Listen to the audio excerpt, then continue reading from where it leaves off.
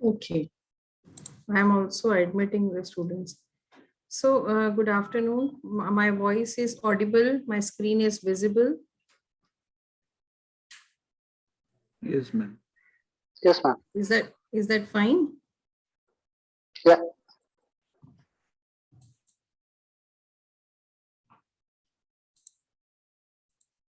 Okay. So, till now we were on MST 0 and 2, where you will be you are means actually you are taught about the ecosystems and the natural resources, and basically now we are starting with the new course, that is MST 0 and 3, and it is on socio-cultural systems. It will take you entirely to a different kind of a thinking, and you will be surprised and you will be learning as how these society and culture, all these are integral part of our sustainability studies, and how they have been influenced from since times immemorial. How does our surroundings get influenced by the culture which we follow, and how does in the present times how our culture is not only our way of living, our beliefs, our traditions, everything has an impact on the environment and the surroundings as well. So basically, this course has four blocks. Their first block is about introduction to society, culture, and the environment.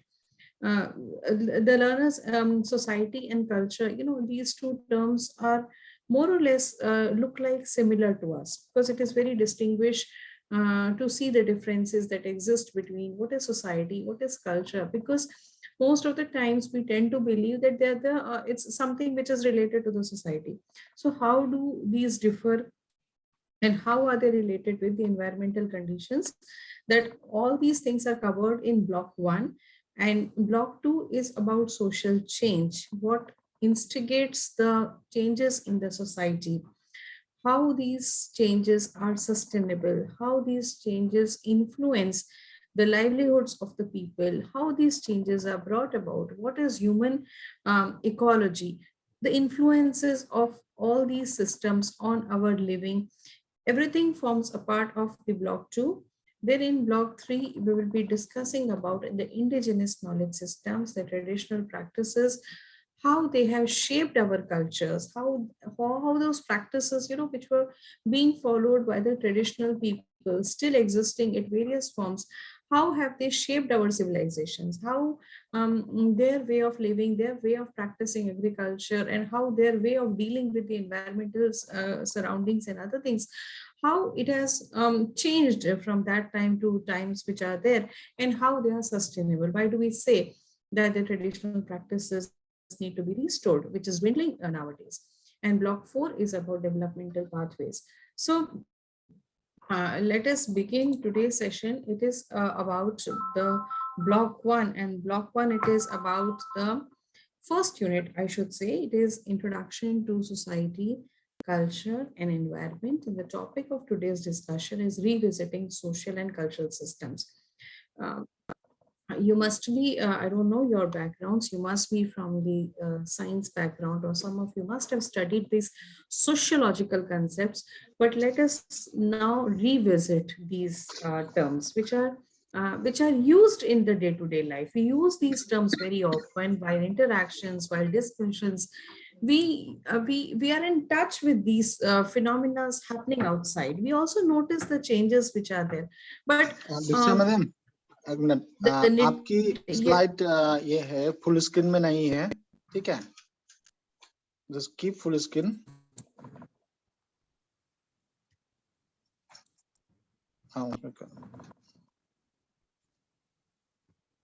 Late me check. मेरा तो full screen है इधर से. या सही उधर करो. नहीं नहीं, जो रन रन नहीं, हाँ, जो कप शेप वाला मतलब ऊपर जाके स्लाइड मोड में करो. Full screen means running mode. हाँ, या बस एग्जैक्टली. हाँ, हो गया ना? okay. So let us get back to our topic. So let me first begin with what is culture. What is culture? You know, India is a culturally rich. We are proud of our culture. What is culture? If we speak in that way, culture is something, which defines our traits, how we dress up, what we eat, where do we live, from generations. What is the practices which we have followed? That is culture. So that is why sometimes it may be in the form of our beliefs, it may be in the form of our traditions, our practices, whatever we are saying. So that is our a way of looking at the thing. So it has been defined by different sociologists into different ways, different means, and that way it helps us to understand that how different societies across the country, across the world, they actually differ on the basis of their cultural traits. They differ on the basis of the culture which they follow. So when we just look at the definitions,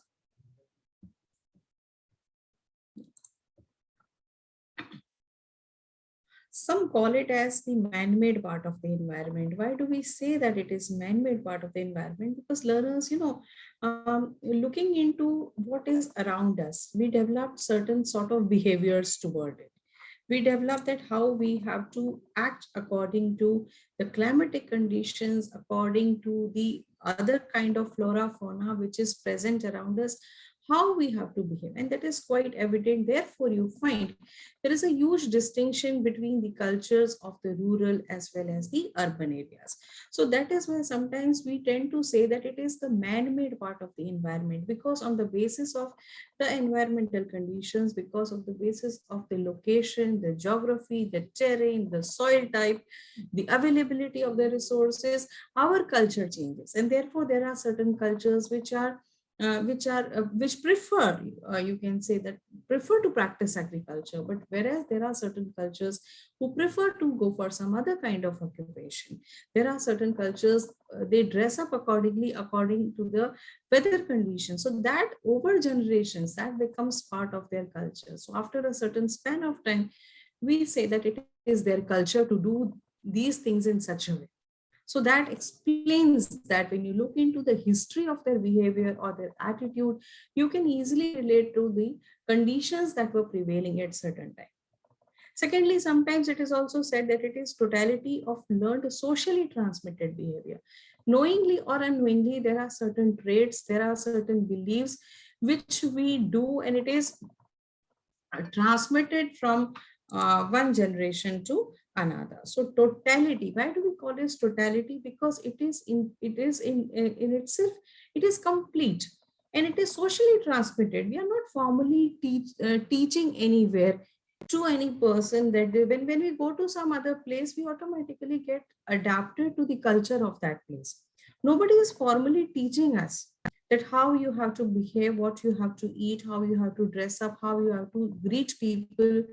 So this is actually socially transmitted. When we live in a society, when we are among groups of people, by looking at them, by interacting with them, by being socially connected with them, we learn all these things. So that is how the culture gets evolved. And learners, you must also understand that it always evolves. It is not static, it is dynamic. The cultures have changed. The places that were the culture that was existing at certain place at certain times, it has also evolved. Another definition which explains more about the culture is it's a complex. You cannot just say culture on the basis of looking at a person physical appearance, but it is also their knowledge, their beliefs, their aptitudes, their traditions which they are following, their values, their social norms, the moral conduct, their capabilities, their livelihood. So when you combine all these things, then you can ascertain the culture of any particular place. So therefore, broadly speaking, we say that the culture of the North India and the South India is different, because they also have a distinction on the basis of the different kinds of things that they are following.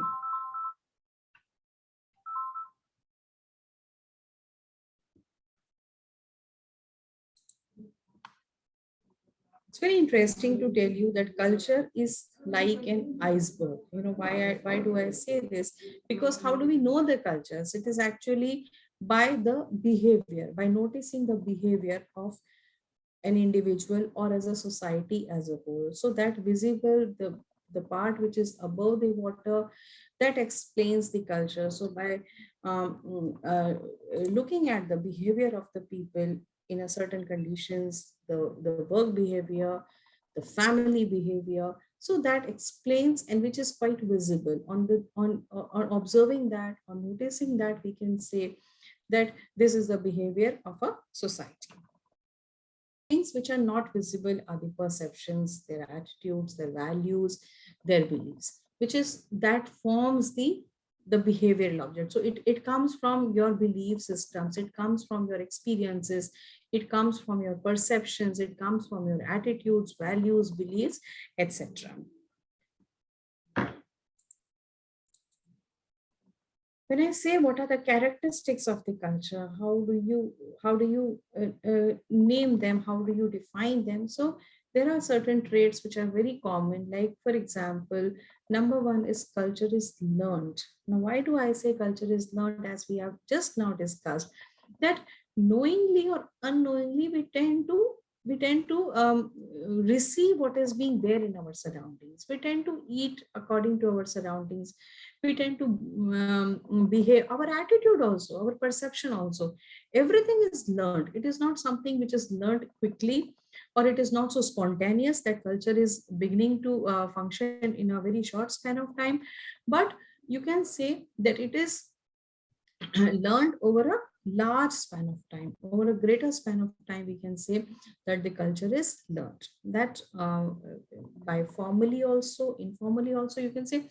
See, sometimes what happens is that formally also the culture is learned, you can say, when we the religious teachings, what we preach to our children, what it is being taught in our religious text. So that culture, you have to behave like this, you have to eat like this, you have to performs these things in such this manner. So that is being taught formally, but most of the times culture is learned informally. So that is both ways learning. It may occur under formal circumstances also, but and also it occurs under informal conditions. Then culture is shared. Why do I say culture is shared? Because it is not an individual. An individual behaving, is its habit. You can say that is an habit. When I say culture, it is across the group of people. Culture is not the characteristic of any individual or any individual institution also, but culture is of the society. Culture is about the group of the people which are there. Then culture is based on symbols. Now, the symbols may be your objects, the symbols may be your language also, your symbols may be the certain traits which you're following, the type of the dressing, you can say. For example, when you look at certain symbols of the religions, you can say symbol may be your action. As I said, if you touch the feet of an elderly person or you join hands, so that symbols also convey. So it is not actually always in the form of some scripture, but on the basis of the symbols. So some flag is a symbol, the type of the architect we have, the type of the buildings that we have, the type of the costumes that we have, the type of our, you can say, non-verbal language, which is there. That also conveys a lot about the culture of any place. And culture is adaptive. Why we are saying this? Because it changes according to the conditions which are prevailing outside. So it is quite adaptive. It changes, it modifies, it also, you can say that it is a characteristic of, that is why we called it in the beginning, that it is characteristic of the environmental conditions of the surroundings which are there. So it tends to change, it tends to adapt according to the conditions which are prevailing in the outside world. So looking into all these things, we must, learners, you must understand that for a culture to exist, there is always a interaction of abiotic and also the biotic functions. There is a whole generation which is in it when a culture develops, and therefore in very unknowingly we say that this culture has to be developed among our children, among the youth, among the citizens of any country. Why do we say this? That culture has to come, this will become the culture. So that means it will be practicing on and on certain things, certain behaviors for a long period of time, and that becomes the characteristic of the culture. So if we call it that, what is the nature of the culture? It is a tradition which has been followed by the members of the society. So without people's involvement, without the communities, without the institutions, the culture does not exist. So it is a tradition which has been followed over a long period of time. And how, how this happens, it is through the process of enculturation, because this enculturation means passing away the cultural traits from the group of the people which constitute the society, an individual, and the cultural trait.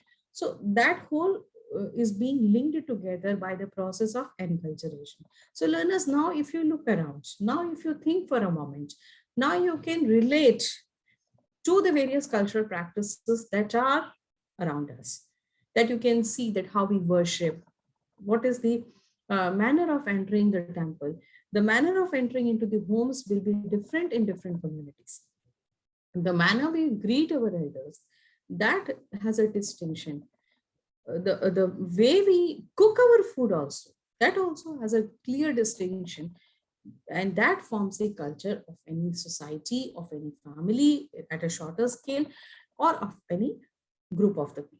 So that is all about the culture, but there are certain components of the culture, because it is made up by so many things. The smallest unit of the culture, that is the trait.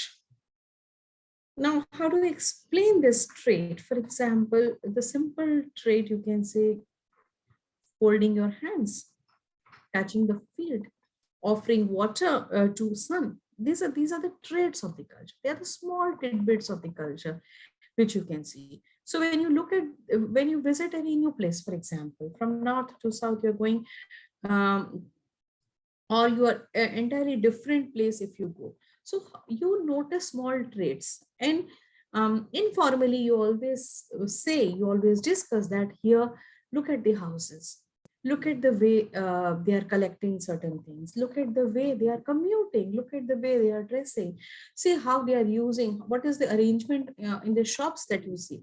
These are the small traits which you often find among different communities of the people who are living. We observe in our own place also.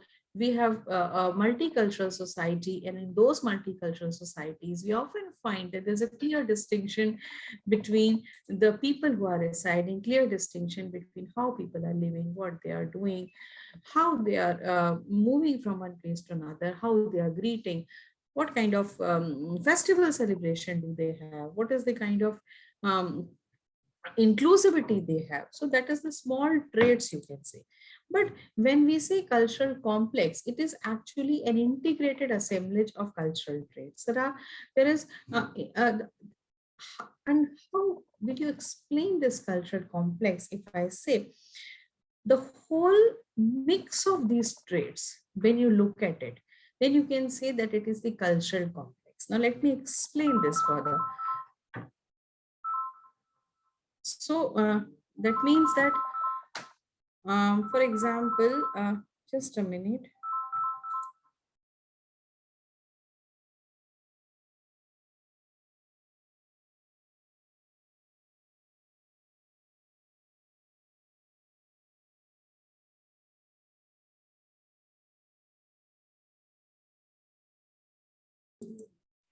So what we were telling is that the way you enter into the temple. So when you look at that you take out your shoes, then you go inside, then you, for example, you fold your hands before the god. You sometimes offer water to the idol. These are small traits. These small traits make up the cultural complex. Similarly, when you for example, when you find that in different societies, different cultures, it has been seen that when you come from home, from outside, people just take their footwear, then they go inside, then they do certain things. So that is the way of behaving their, that actually constitutes their cultural complex. So it is an integrated assemblage. That is why we call it that it is something which is integrated. Now, there is a cultural pattern what is the culture pattern? That means it is interaction of different elements of culture: spiritualism, patriarchy in the society, gender equality in the society, the, you can say, the joint family system which was existent, now also it is there at certain places. That is the pattern of the culture. When you look at, when you observe closely, then you can infer that this is the cultural pattern of this particular society. So I hope these three things we have just discussed, and actually it differentiates between only on the basis of the magnitude, you can say, magnitude of the cultural element present. So if it is a cultural trait, you can just look at, you if you don't know the person and you just notice the type of the decoration that has been done on their main gate, you can predict that this is the culture of that place. So that is a small trait which explain. When these small traits combine together, that become the complex, and it is visible at the functions, at festival celebrations, at any new thing happening. You can say that it is the cultural complex which we are observing. And another thing is culture patterns. When you look at the patterns, that means how different elements are interacting with each other. So what is society then? If we have talked so much about the culture, then how do we say that it is the society? Society is the largest group to which any individual belongs. So uh, Aristotle once said that a person who does not need a society or a culture is either God or beast. It has been quoted by Aristotle. So it explains that society is something which is, we are a social animal. We are the members of the largest group. We are the members of the whole community of the people. So what is society? If in a simple terms, if it is asked, it is the largest group. We belong to the largest group. Now, in that largest group, there may be other society at the place where we are residing. There may be a society at the office. There may be a society at another place. So it is made of populations, organization, time, place, interest. So many types of constituents make up the society. It may be a group of the people, the different organization levels, time, place, interest. So many things are there in the society. And also it is also specified by a particular group at a particular location. So that becomes the society as a whole. So further we will distinguish that what are the characteristics of the society. Think about yourself, how you belong to different social stratas, how you belong to different society groups. You must be a member of your professional society. You may be a member of your personal society. You may be a member as a whole, as a human community society. So the different societies have existed in the past. I mean, you must be knowing about the hunter-gatherer society. There may be an agricultural society. So on the basis of the occupation also, the different societies are existing. So if you look at these societies, if you look at carefully, you will find that it is always like, it is simple in the beginning, and later on at the later stages, it becomes complex. So it is from a simple state to a complex state. And there is always a homogeneous to heterogeneous movement. And that explains that how societies are evolving. So it is always from the lower stage to the higher stage. So it is like, that means that we are moving towards the advanced societies. Therefore we call ourselves that societies are becoming complex. That means what they are made up of, those components are becoming complex. There is always a nature of progress. There is always homogeneity converting into heterogeneity, and all these things, that is how the society was.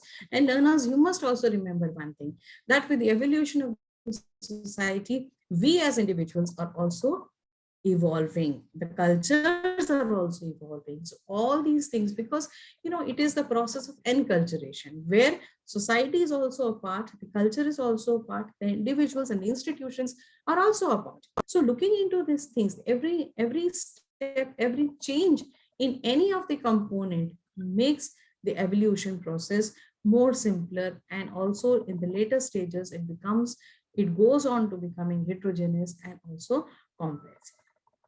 So if you look into any kind of society, whether it is a nomadic society, whether it is an industrial society or an IT society, Wherever you will find that there are certain characteristics of any society. There was a time where there was a pastoral societies also. There were existing the feudal societies also. And at those times where there were limited jobs, limited livelihood opportunities, limited options available, on looking at all these things, you can find that there are certain things which are characteristic features. So there is a common geographical area. This geographical area is actually the characteristic of their place, of their history. Everything is being defined by this area. There are variety of interactions, variety of formal, informal interactions taking place, exchange of goods taking place, in the form of, you can say, material transaction is taking place. Different kinds of interactions are there, and there is a functional differentiation that you will always find in a society. When you look at it closely, you will find that there are certain functions which are performed by certain group of the people. The milkmen are different, the farmers are different, the women are performing different works, the businessmen are performing, the traders, the marketers. Every head in a society has got a different function. It is clearly visible when you look around. In spite of this, there is a feeling of solidarity. That means that every unit in a society has an independent existence. There are customs, there are traditions, there are norms and values which are most important for any society to function effectively. So if we do not have any rule, if any rules, regulations, norms, set standards, values, without the presence of all these things, it is very difficult to ascertain that how societies are functioning properly. So it must be there, it has to be there. Without these things, it will not be called as a society actually. If we do not have the norms, if we do not have the prescribed set of rules to be followed by each member in a society, we cannot call it as a society. So these are something which is must.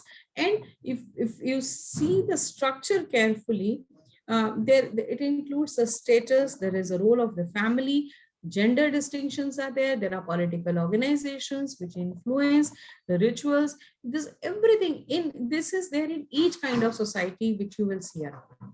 So there are distinctions on the basis of the class, on the basis of the caste. Then there are certain functions which have to be performed by the family only. Then there are gender distinctions, the patriarchy in some societies, women, the status women, then the influence of the different heads, that is also there. So this whole constitutes the structure. And as I was telling, there are different forms of the society which used to exist at a certain stage of time. So there was a hunting gathering society which flourished, and with the help of by means of hunting and gathering whatever was there in the surroundings, and when the stuff outside was finished, you can say, these communities, these societies used to move to some other place. So that way, the change of place and the change of resources. Then there were pastoral societies who were dependent more on the domestication of the animals. They relied more on them. Horticultural societies, needless to explain that agricultural society has been the, you can say, most influential in terms of changing the structure of the societies, because with the beginning of the agriculture and setting up of the agricultural societies, what happened is that man started to live a settled life. The produce was there, the exchange of the goods took place, the business flourished. There was a need to establish well connected roads, networks. The settlement, you can say, that actually came with the agricultural societies when they flourished and when they emerged, um, as far as our humans are concerned. Then came the industrial and the post-industrial societies, and what we are seeing today is also a kind of a different societies where too much of the IT things and all these things are gaining prominence today. And we are now in an era of entirely different societies, you can say, where we are apart, but still we get connected. We work differently, we commute differently, we live differently, and that is actually changing the makeup of the societies in today's time.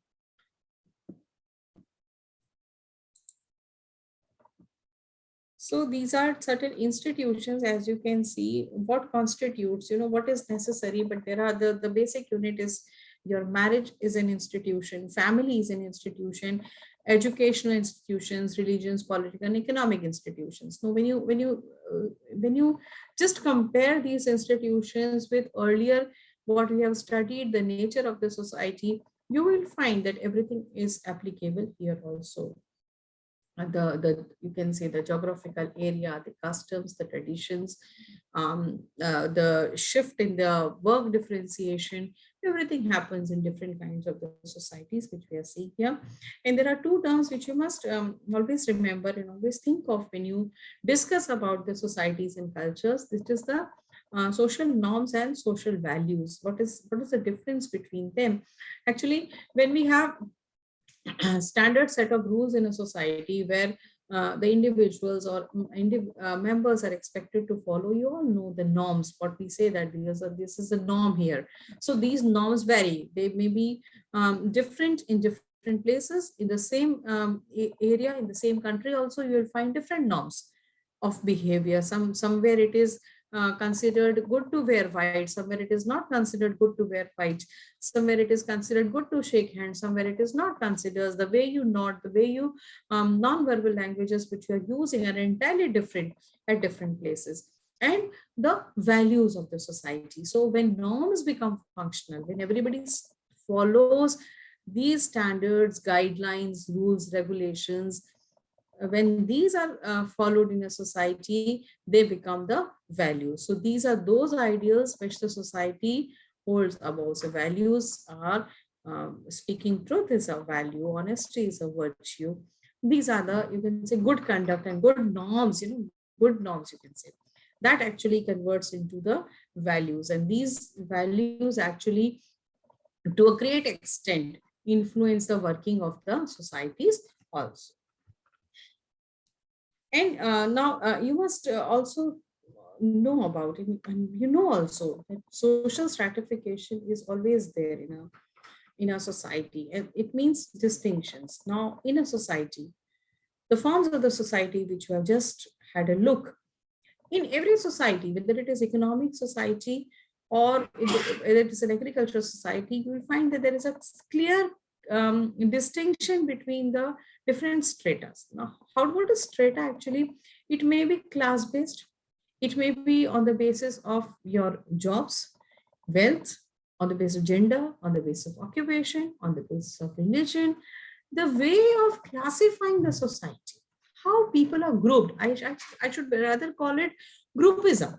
How the groups are being created in a society. So it is actually a system by which any society categorizes its people. How do you classify? And this classification or this stratification to a great extent influence their access to resources. What access do they have to different material and non-material resources which are present? So on the basis of class, you have seen that how we have grouped our societies into low class, high class, middle class. On the basis of income, we have categorized. On the basis of the religion, we have categorized. So this social stratification brings in distinction with respect to the allocation of the resources, and also hinders them to at some places, you can say that it also makes people deprived of certain opportunities which are there. So to a certain extent it's good, because it helps in the evolution, it helps in the common problems, it helps in the common identification of certain values. But in the long run, if it is not based on the equality and equal opportunities and equal access to the resources, it may lead to further stratification within each strata also.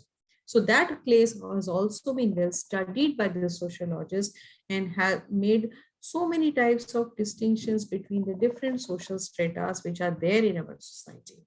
So we must remember that this social stratification is not at all based on the individual perceptions or individual differences, but actually it is a reflection of the society. The way, we are just discussing about the culture and the cultural traits. So looking into, see, the culture is actually, if I say, after COVID and this pandemic era, we are seeing different kinds of cultures, different things are evolving. So in one way, when you see, it is not an individual, but it is actually the whole society. It is the reflection of the society, and this stratification is actually the product of the differences in the perception, the values and attitudes among the different members of the society. And it doesn't remain limited to a certain time period. It is not that only one generation will will be seen with this kind of stratification, and in the times to come again there will some other kind of stratification will take over it. But actually it is the system which persists over generations. You know, you must be knowing about the concept of social mobility, which means that the movement of the people across the different stratas. So over the generation, it persists. Whatever the distinctions we are witnessing today, whatever we are seeing today, this is going to remain for a certain period of time. You can still relate to it, that how the class and the caste distinctions, which must have emerged at certain time, but are quite visible even today. So it is universal. It is not like that it is a feature of a certain societies only. It is also not like that. In every society, every form of society, every structure of the society, you will find the stratification. It is universal, but it may be variable. It may vary in terms of the differences between each strata. It may vary on the basis of the resources. It may vary on the basis of the duration in each strata. And it is not just the inequality, but also reflects to a greater extent of our beliefs. So when you study in detail about the stratification, and you must think about all those changes in the society and culture, because that is why I put my topic as revisiting social and cultural systems. They are there, they have been there since generations. But what changes are we seeing? Particularly after pandemic, there has been a sea change in the way our society functions, in the way we people are living, whether it is a nuclear family or a joint family, the people are working, the work cultures, the work-life balance, everything has changed. So a different kind of social groups are emerging, and we must think about it. So I was just talking about the social mobility. Learners, you must know about this term. Although you are familiar, for example, rural to urban, a person moves. So that is a social mobility. It's not only why we are not calling it mobility, but a social mobility, because when a person moves from one place to another, there is a change in the position, there is a change in the status, there is a transformation, and with that individual, the whole family, the whole society changes. Therefore, we call it social mobility.